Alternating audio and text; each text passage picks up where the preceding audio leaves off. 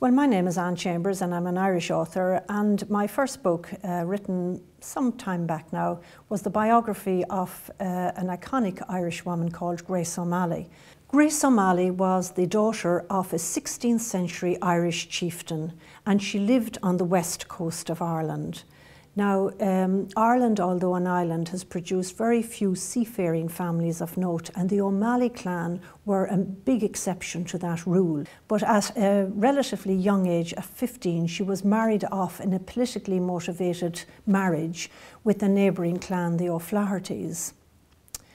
She was a mother of 3 children by O'Flaherty and became a widow very young. She decided to return to her father's maritime lordship on the west coast of Ireland, and there the legend, if you like, of the Pirate Queen comes into focus. The English under Queen Elizabeth I viewed Ireland's unreformed religion as a potential rallying point for rebellion against her. So consequently, the reconquest of Ireland took on a great urgency during Grace O'Malley's life. She personally led her army on the field of battle in 3 separate rebellions against individual English governors who came to her country to try and deprive herself and her family of their lands and power. In the spring of 1593, she found herself backed into a corner. The then governor of Connacht, Sir Richard Bingham, he killed her eldest son, Owen O'Flaherty. He attacked her lands in Connacht. He kidnapped her youngest son on a trumped-up charge of treason. The astute Grace O'Malley decided to write directly to Queen Elizabeth, his boss, and she decided to follow her letter to court. Now that's very, very easy to say, but in the 16th century, to travel from Ireland to the court of Queen Elizabeth in London was a major undertaking.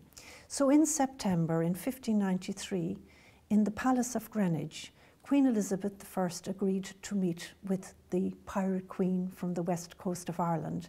And there these 2 extraordinary women met. The Queen ordered the release of her son and that he be restored to his lands that had been taken from him from Bingham.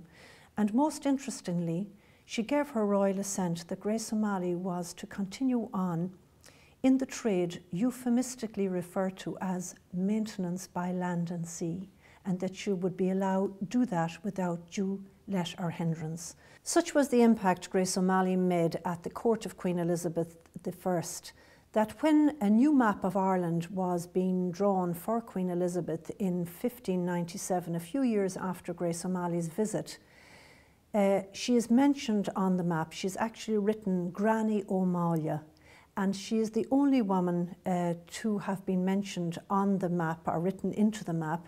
And indeed, in any map in the world, I don't know of any other female leader that was actually counted on a map anywhere.